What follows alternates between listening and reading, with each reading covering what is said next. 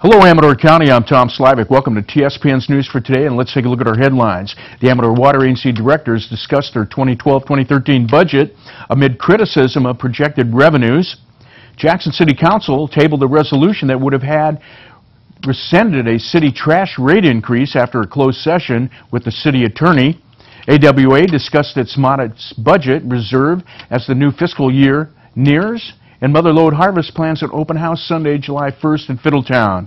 In the second half of the news, I'll speak with Shawana Milana, the new executive director of ARC of Amador and Calaveras counties, who will take over for Mike Sweeney on July 1st. Stay with us. There's more news when I come back from the other side of the break. You're watching Amador County's #1 news and sports leader, TSPN.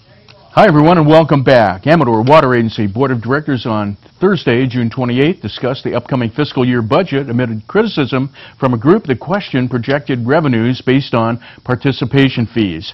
The budget showed a $46,000 positive difference between operating revenues forecast at $14.18 million and total operating expenses expected at $14.3 million.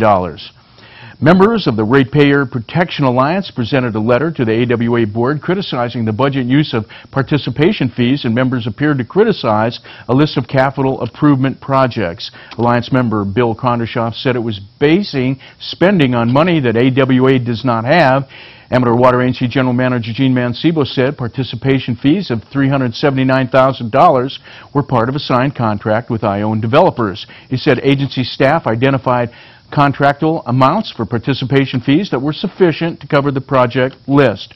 Board Clerk Chris Thompson said the Sutter Creek Bridge project was postponed a year, removing $78,000 from the project list. The $20,000 in projects included work at Amador City Bridge, Bunker Hill Bridge, Amador Wastewater System, and $17,000 for hydrants. Kondershoff criticized spending budgeted on consultant work to study consolidation of Amador Water System and creation of a community facilities district. He criticized the use of funds he said were restricted and said the agency should look back on 20 years of books to unwind internal loans. Alliance member David Evett asked if the agency budget report would note that the agency illegally used money from a restricted account. Mancebo said he believed the agency did not need to go look at what is in the current balance of funds. One man, a former CPA, said the budget was not the same as trying to reconcile a balance sheet accounts, and you just can't stop your business because you think your balance sheet is incorrect. But he doubted why the AWA would go 13 months without an outside audit. And President Gary Thomas asked if a new auditor was determined. Mancebo said AWA's general manager typically signs that contract, and he had not signed an engagement letter with a new auditor because of the time of the year and potential to be stuck without an auditor. Controller Marvin Davis agreed, saying the current auditor has been involved up to now and has taken a lot to get the auditor to where we are now. Davis said, "I recommend against it." Director Rich Farrington said the board has already agreed it wants outside auditing to look at the system. He felt obligated to adopt the budget by July 1st. He said it sounds like we may have spent more than $576,000 from participation fees, but the staff says we have not. Jackson City Council on Monday tabled an agenda item that would have considered a resolution to rescind the council's approval of an ACES Waste Services rate increase of 3.68%, which was approved on May 14th. The agenda also included consideration of directing staff to proceed with a Proposition 218 process, which would have notified citizens of the rate increase. The council also held a special meeting with the city attorney to discuss existing litigation, Orscan versus the City of Jackson, filed against the city to seek to cause the city to make the Prop 218 notification.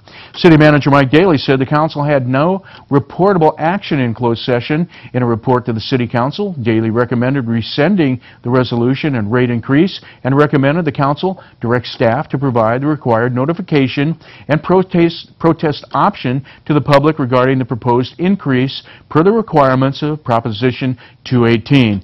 Daly said in the report that as in the past during the May 14th discussion, the applicability of Prop 218 procedures was discussed with City Attorney Andy Morris. He said the conclusion was that since property owners are not required to have garbage service in Jackson, that this is not a property-related fee. He said on June 11th, Jackson resident William Orskin filed a writ of mandate with the Amador County Superior Court seeking to have the City of Jackson comply with Proposition 218's mandates with respect to imposition of waste collection fees.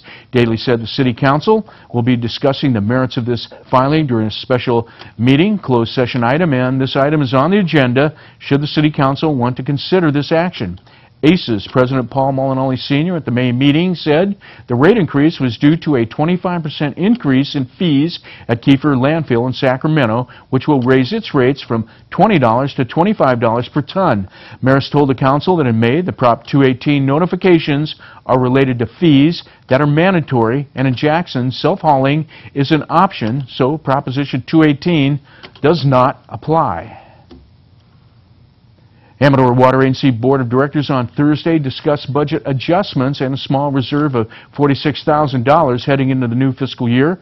Director Rich Farrington said the budget identifies excess funds going into the reserve account based on 10 months of actual numbers that support it, while critics said the agency was improperly using internal funds. Director Paul Molinelli Sr. asked what are the balances, and if that is hard to answer. AWA General Manager Gene Mancebo said the controller can pull up numbers today and there are journal entries to be made which would show internal loans and a balance. Controller Marvin Davis said there's a lot of stuff going places to give you these amounts.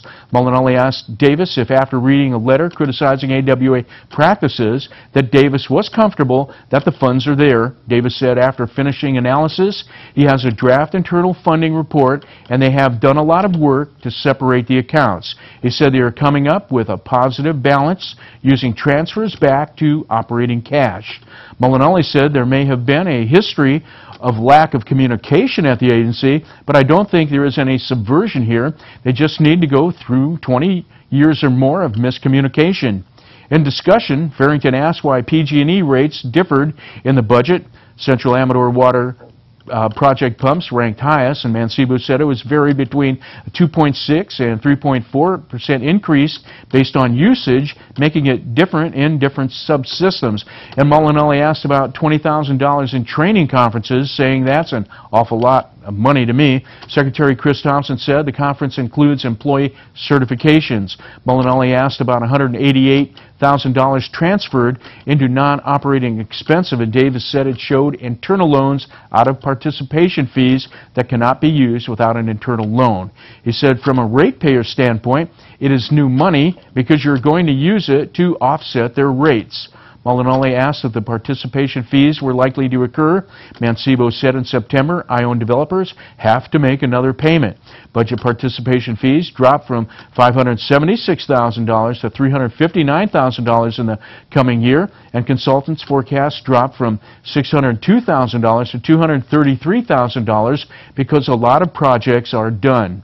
Molinelli asked why so much was budgeted on legal fees, which grew from $88,000 to $120,000. Mancebo said current litigation caused it, along with having to have the attorney attend some meetings. He said if we do not need it, we won't use it. Kenneth Perano and Ken Berry are currently suing the AWA over use of restricted funds and the reporting thereof. Lode Harvest plans an open house 9 a.m. to noon Sunday, July 1st at Randall's Corner, 4340 Hollis Lane in Fiddletown. Lode Harvest is a local foods and farm products association and plans a summer quarter open house at the farm of one of its member growers. Lode Harvest member Michelle Gordon said members and local residents who would like to learn about local foods, the association, and local sustainable farming are invited to tour the farm and see the garden, apple orchard, greenhouse, apiary, and backyard chicken flock. Kathy Randall will discuss organic orchard and gardening techniques, preserving garden harvests, care of chickens and bees, how to get the most out of small greenhouse, and how to start a worm bin, and other topics. Children are welcome. Other participating growers will also be on hand to meet and talk to attendees. Refreshments made with local ingredients will be served.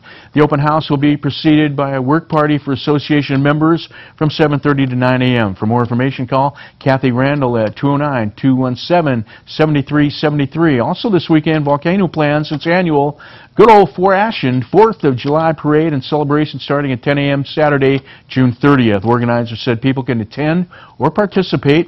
Parade entrance can check in at 9 a.m. at the county store, country store. The famous Cannonball Run car show will follow the parade with more than 75 entries, food and vendors, and more. Also, the Pine Grove Community Park is on the site of a barbecue blast starting at 4:30 p.m. Saturday, June 30th, with hot dogs, hamburgers, salad and beans, and classic tunes from the local band Route 88. The barbecue blast is sponsored by Pine Grove Civic Improvement Club, and profits will be used for the installation of the historic Pine Grove Town Hall. Tickets are $20. Bring chairs, blankets, and shade canopies for a family-friendly event. Cotton candy, soda, water, beer, and wine will be for sale. Parking will be available in the Volcano telephone lot. Get tickets at the Upcountry Hardware in Pine Grove, the country store in Volcano, or online at highsierratickets.com. A limited number of tickets will be available at the Cannonball Run Classic Car Show in Volcano on June 30th, but there will be no at-the-door tickets. For more information, call Linda at 209-296-3795. And let's take a look at our weather for the weekend. Should be a nice sunny day out there for the weekend. A high of 86, low of 56. Winds west 5 to 8 miles an hour. Saturday, sunny, high of 83, low of 57. Wind southwest 3 to 7 miles an hour. And Sunday, sunny with a high of 83 with a low of 57. Those nice mild temperatures. Air quality index report. Ozone levels are moderate today at 58, moderate Saturday at 61. And I'd like to remind everybody, Plaza is having a celebration on the 7th of July. And they're going to be having up there horseshoe tournament, craft fair, great food, and after dark, a local band will rock the house from 7 to 11. And so that's going to be a lot of fun right there. And when I return, I'll have Shauna Milana, and she's the Arc of Amador and Calaveras' new director. So stay with us right here on TSPN for that interview.